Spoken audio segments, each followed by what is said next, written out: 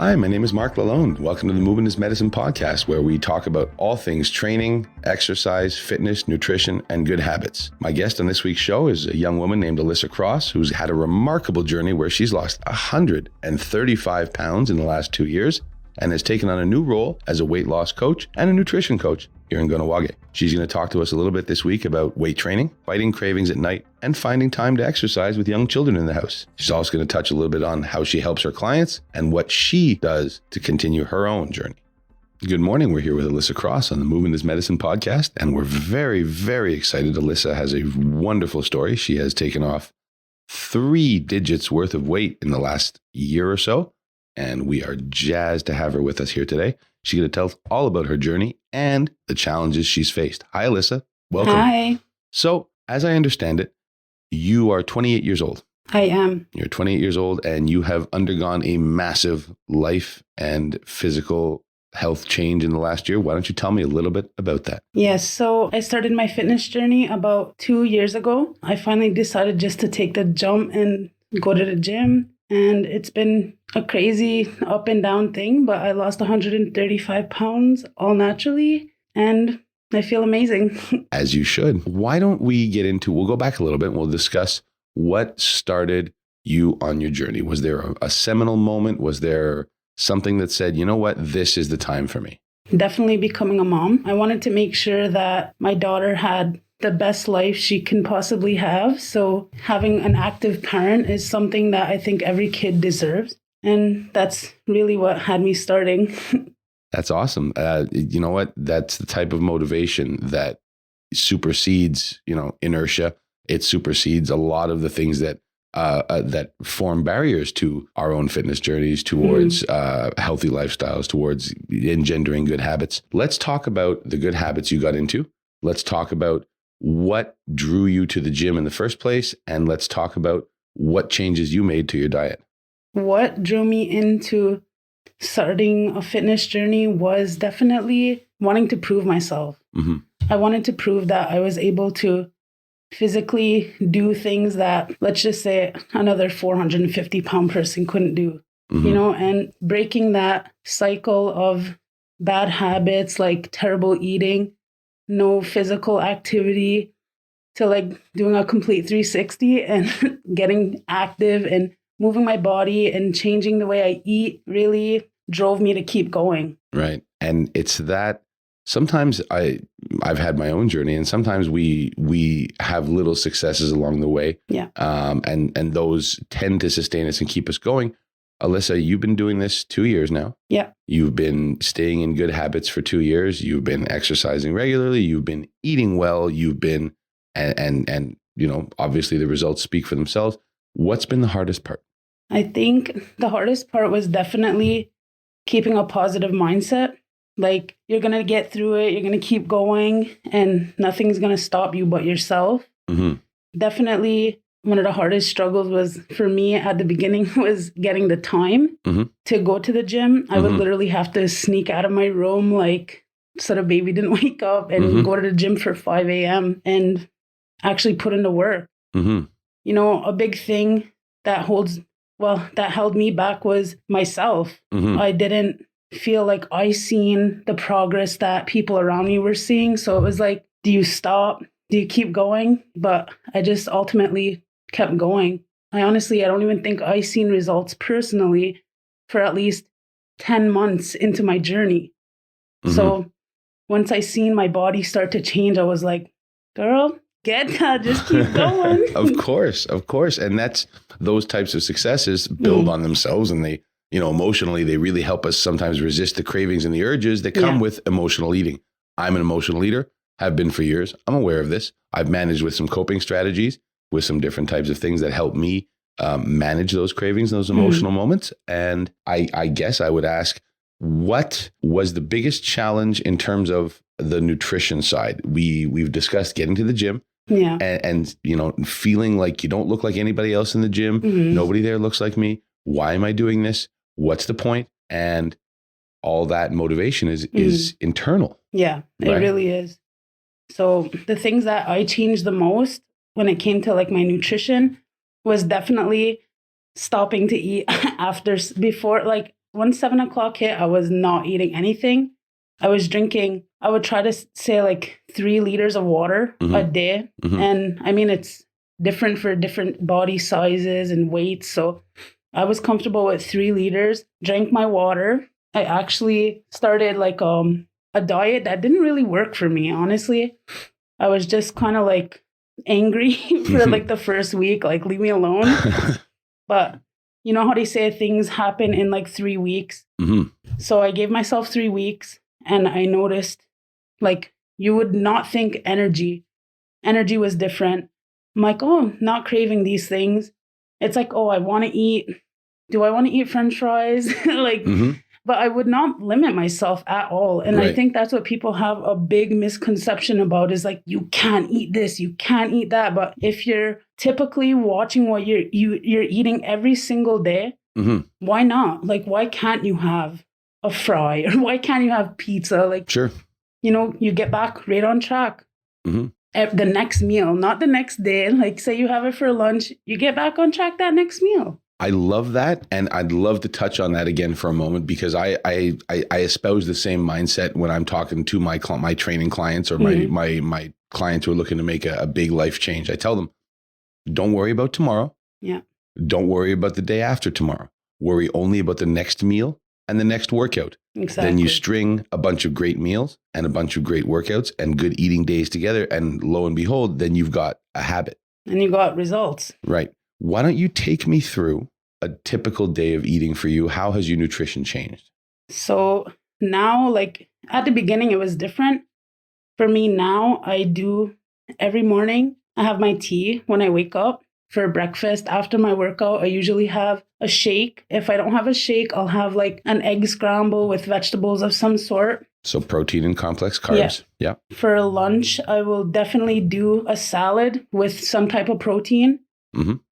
And for dinner, I will do like my protein, like if it's a potato or if it's beans or whatever it is on the side with vegetables. Right. So throughout my day, I have my carbs, I have my proteins, I have my vegetables, and then I keep up with my water intake. So you're hitting all your macronutrients in a day. You're hitting all the things that you need to be having to make your body function. You have carbs for energy, you have protein for muscle building and fat for digestion and brain function. And have you noticed a difference in your energy level and in terms of how that nutrition fuels you? Definitely. You know, a lot of people laugh like, oh, I just ate a poutine, my stomach hurts, I don't feel good. When you eat good all the time, you don't feel like that. No, your stomach never hurts. And that's the wonderful thing. I know for me that if my go-to meal post-workout is 3 cups of spinach, 1 cup of chicken breast with some hot sauce sprayed on top. I love that stuff. And that's what gets me through a day. Like my body just loves this and I feel amazing eating it. Have you noticed a way in the change food makes you feel? Definitely. Like I said before this, you feel like crap when you eat crappy foods. You feel whole when you eat good foods, you know? And to practice it every single day, it's like almost like clockwork. I feel like I'm always thinking about what's the next thing I'm going to make, like for myself to stay on a healthy track. Of course, there's times where like, I don't want to cook or, you know, I don't want to do this. I think everybody has that from time to time, but being mindful is probably the most important part of maintaining good nutritional habits. I know that's, for me, it's been that way. The minute I turn my brain off and say, okay, I can eat whatever, I'm going to have garbage. I'll help myself a hamburger. I'll stop at a restaurant. I'll be like, hey, I'll just have half the menu. Give it to me, please. And as we know, that's super counterproductive. So being mindful of everything, it has been really important to me. And as you know, nutrition is so important when it comes to making these life changes in our health. It really is. Let's switch tacks for a second and go back to exercise. We've talked about your daily exercise routine. You get up every morning and you go work out. Love that. Yeah. What drew you to daily workouts and how do you feel now if you miss one? If I miss one, man, it's like you take a hit for the day. Like, yes, I do take a rest day, but I'm thinking about working out the whole time. Like, I don't know. It's just something that makes you feel good. You know, you get used to that. There's endorphins. You feel like amazing after you work out. So what drew me to daily workouts was the fact that I needed more. I started doing 3 times a week at the gym. COVID happened. Everything shut down. So I started making my home my gym. I got dumbbells. I got whatever I needed to do what I had to do. And I just started adding. I started with 3. Then I was like, oh, let me try 5. And now it's just like every day I'm like, damn, if I skip a workout, I feel it. I'm like, no. Right. But other than that, it's fun for me. Right. That brings us right into my next point. So you're guiding me beautifully well through through this interview with your responses. And I wanted to ask you, I know for me, working out now is less about physically how I look and more physically how I feel. Yeah. On the daily, I love those endorphins. I love a little bit of soreness in my muscles. I love how it feels. Tell me about the change that goes on in your body and in your mind after you've been doing daily workouts for 4, 5, 6 weeks and how it keeps going from there. Mentally, you feel clear. For me personally, I tend not to get as angry. I'm more happy, more energetic. Physically, I feel strong.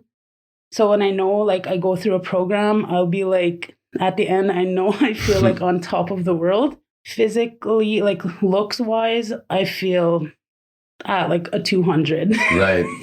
Right. And for me, feeling good and looking good go hand in hand. And that's what drives me, because I have my Instagram where people are always watching me every single morning, every day. And it's like, if I could help other people feel as good as I feel in my body, my job is done. That's remarkable. And let's touch on social media a little bit for a moment. As I understand it, you are now in the business of helping others make the same types of changes as a weight loss coach. How do you start with people? What's the first thing you're going to tell them when they come to you and say, Alyssa, I want to start losing weight? Okay. Well, when people say they want to lose weight, I ask how much. First of all, like, let's get them focused on 2 pounds at a time. You don't want to do an unrealistic number like, oh, let's lose 20 pounds in 4 weeks. Like, no, it's like, let's take it a week by week thing. Strive for 2 pounds. At the end of the day, if you lost 2 pounds a week, in a month, you're losing 8. And I always tell them, look up what 8 pounds of fat is, or look up what 5 pounds of fat is. Even for myself, I caught myself like, I only lost 5 pounds.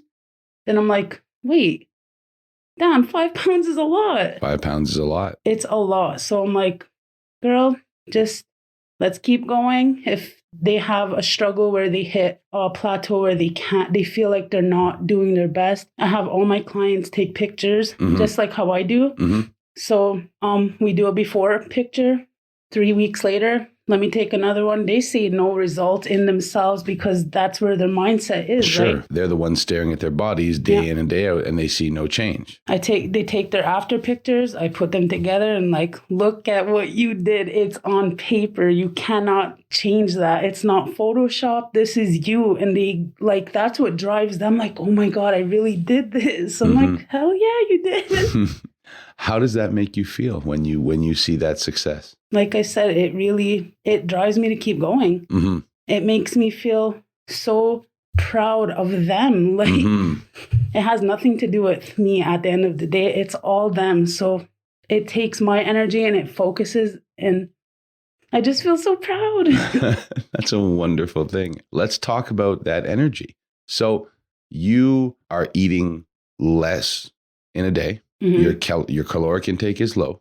Yeah. You exercise daily. Some people would say, oh, Alyssa, how is it that you have any energy at all? Tell me about the energy that comes from treating yourself properly. It's unexplainable. It just like happens. One day I was sluggish, just like, a lot of people can relate, feeling that blah feeling or just not feeling them like 100. I wake up. I have my tea. That's definitely an energy boost. And then working out makes me feel like I'm on top of the world. And then I just try and stay there. Like, I don't want to come back down. So I just keep going. Like, a big thing that drives me, my watch. People don't think like it's a big deal, but I look at it. I'm like, oh, let's go. We gotta go. Right. Just so our listeners understand, you have a smartwatch. Yeah. And so it records steps, calories burned, Yeah. heart rate, Workouts, and workouts. everything. So everything that you do physically is tracked on your watch. Yeah. And I could just like see it. Right. So it's like, if I'm missing something, get on it. Let's go. So you have a daily accountability. Yeah. And a sense of accomplishment when you look at what you've already accomplished. Yeah. And that continues to motivate you. Hell yeah. That's awesome. That's awesome. Let's talk about the gym for a minute. What's your favorite exercise? Honestly, I like lifting weights. Yeah. I don't go to the gym anymore. No, I'm okay with that. Yeah. What's your favorite movement with the weights to lift? Because I'm pro lifting weights, by the way. I love chest press. Yeah. A decline press. Yeah. I love the chest flies, everything that has to do with your upper body, because I noticed my body changing up here just lifting weights. When you can go up a heavier weight, it's like, I am that girl. I am strong. And then, people don't understand, like going from a 20-pound dumbbell to a 22-pound is a huge difference, and it works your body so different. And I was at that point. I'm not there anymore, and it's completely fine, because I'd rather have a better form than do heavier as well. reps. You should. Well, I mean, obviously proper form with heavier weight is going to, the risk of injury is higher. Exactly. There are other concerns and considerations. It also, heavier weight requires a longer rest time, so it makes your workouts less efficient. So sometimes it's not going to work, obviously. But so let's explore that for a second. I also love those upper body exercises for much of the same reason. I can physically see a difference in my upper body between the beginning of my workout and the end of my workout. You're swole. Yeah, it's really great. Yeah. I love that feeling. Tell me about that feeling. Like I said, I feel like Superwoman. Like, you're like, hell yeah. I did that. Does that make you feel like you can do anything? Yes, it does. Yeah. And what does it take to take that energy, that feeling of I can do anything, and passing it on to your clients to help them learn it too? Definitely me recording it. They see me. They're like, every day I get a message from someone else like, you motivated me to do this. I'm going to put in just as much work, At the end of the day, it's no excuse. So people see that and they're like, okay, let me do it too. I want to feel like this. Right. Do you get energy from being an inspiration to others? Yeah. Yeah. It really makes my whole heart full. Really? Yeah. Being able to talk to people, not only from my community and not surrounding communities, literally across the world. Like, I get messages from people in like Brazil, like South Africa. Like, I don't even know these people, but they are touched by something that I said or something that I posted, and they can relate to it. And it just drives me to keep going. When you started, did you feel all alone? Yeah. And how do you feel now? A completely 360. Right. I felt like when I first started, don't get me wrong, I had my family. I had a great gym teacher. He really helped me believe in myself. But at the end of the day, it felt like I couldn't relate to anybody. And a lot of people have that same feeling, but that's what makes your journey so beautiful, because everyone's journey is different. I could have been going for 3 months and lost X amount of weight, and someone else somewhere would relate to that, Mm-hmm. I don't know. I feel like I'm kind of rambling. The great part about this is it's not really an interview so much as a conversation. Yeah. And I think that there are people out there who have some things to take away from, even if you're just rambling. I have a feeling that they're going to be listening to what you have to say, just because of the remarkable things you've accomplished and the remarkable way in which you have accomplished them.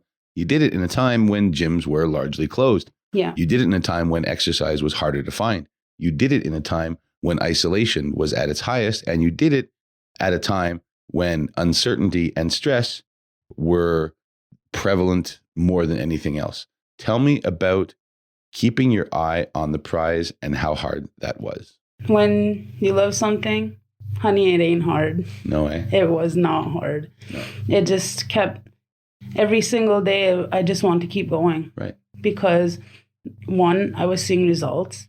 2, I was feeling amazing. And 3, the people that were supporting me were pushing me up. And I just had to keep going. That's why it's with the social media thing, I have people watching me every day. So it's like, Alyssa, get on your grind. Let's go. Rise and grind. Rise and grind. Exactly. Alyssa Cross, you've had a remarkable journey. Tell me about some of the things you're doing now. I understand you work at First Nations Nutrition here in town. Yes, I do. I started working at First Nations Nutrition in January. It's been so much fun. I love my team. We work really well together. We became like a big family. First Nations and my coaching business go hand in hand. So right away, it was just meant to be. And it was fun.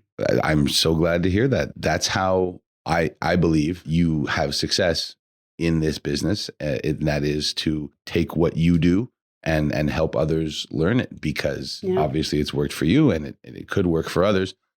What is the biggest challenge you've seen your clients face as a coach? Definitely them being stuck, them feeling like they're not getting anywhere. But I just keep telling them, with consistency, you just have to stay on it. Don't give up, one step at a time. Right. And I even said this before in a couple of videos I was in. You crawl before you walk and you walk before you run. So take a step every single day, and small steps lead to a big outcome. So when my clients are feeling down, I'm like, just come on, keep going. You got it. And then I often show, because in the business I do, we have challenges that last 3 weeks. So if some of my clients were in the challenge for 3-4 challenges and they're feeling like, oh, I'm stuck, I'll go back to the first one, grab their picture and put it together with their latest after, and the results speak for themselves. Right. So helping the client to see their results over time has generally engendered positive results for you as well. Yeah. Okay. Do you want to talk about some of your great success stories as a coach to this point? So I did have this one woman. She was very consistent. She stayed with our challenges for about 7 or 8. She started slowly and gradually changing the way she was eating, like to make healthier choices. And I'm not saying something drastic. Like she started changing little by little. Her first challenge, she kind of felt like she wasn't getting into it, wasn't getting results. The second challenge, she lost like 5 pounds. Then the third challenge, she went down. She ended up losing I don't want to get the number wrong. I don't know if it was 30 pounds. Wow. And her body completely transformed. And this was a woman that was super, super fit. Like she oftentimes went back to I used to be able to do this, but her growth, I guess it just changed her. And now she's like, I don't need the challenges anymore, which is completely fine. She's like, I feel like I can do it on my own. And I was like, God bless you, girl. I'm so freaking proud of you. Like a big pat on her back.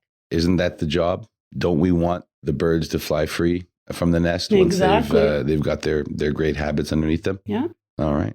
So, Alyssa, do you have anything to add today? Do you want to leave us with a parting thought for our listeners if they are maybe stuck at a weight loss plateau? Maybe they don't know exactly where to begin their own weight loss journey. Maybe they're looking at themselves and saying, I'd like to be better. Maybe they have some aches and pains they want to improve. Where would you tell them to start? I would definitely say just start. Take it one day at a time. If you're stuck in a plateau, do not give up. Keep going. If you're just starting, honey, I'm with you. I went through it. You're not alone. You can definitely push yourself harder than you think you can. And when you do, you're definitely going to see a big change in yourself physically and mentally. And if you need some help, send me a message. How can people reach you, Alyssa? Definitely on Facebook. It's my name, Alyssa Cross, or on my Instagram, Alyssa Get Fit. I have a lot of followers and I like connecting with different people, some people that I've met years ago. You know what I mean? It's so nice. Like I said, getting to reach people all over the world, not only in my community, is crazy. I never thought I would have as much support as I do now. Well, it's been a real pleasure to have you here today. Thank you. Absolute inspiration. Your energy is tremendous. Certainly hope to have you back on the show, and we'd love to have you back and discuss some more of your clients and some success stories. Hell yeah.